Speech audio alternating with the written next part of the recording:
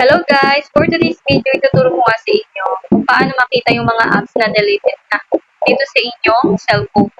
So ito, before tayo mag-start, huwag niyo kalimutan mag-subscribe sa aking channel para updated ka sa mga videos na i-upload ko. Okay, so ganito lamang. First step is pupunta kayo sa Play Store. Ayan.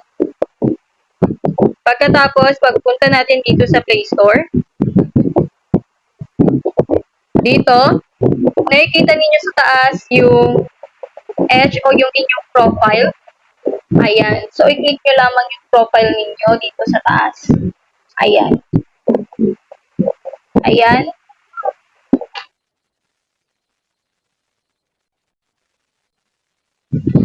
Pagkatapos, i-click ninyo yung Manage App and Device. Ayan. Di ba nandito na kayo? Pagkatapos, i-click nyo lang ulit yung Manage.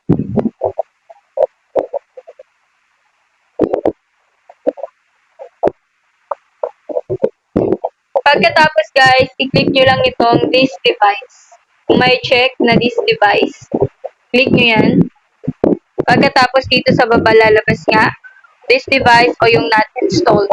So, i-click nyo yung not installed. Ibig sabihin ito na yung mga na-delete ninyong apps.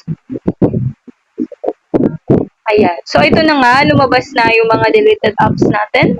So, which is ito yung mga dinelete natin na apps dito galing sa ating cellphone. So, dito na ninyo lahat makikita yung mga apps guys na dinelete ninyo sa inyong cellphone.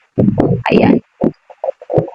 So, di ba kung kayo ay may mga importante dito sa apps na to or gusto ninyong balikan pero nakalimutan na ninyo, ayan. So, pwede itong ating gawin. Ayun guys. So, dito lamang guys ha, yung mga apps na inyong dinelete guys. So, ganito lamang guys kadali kung paano mahanap yung mga apps na dinelete natin dito sa ating cellphone.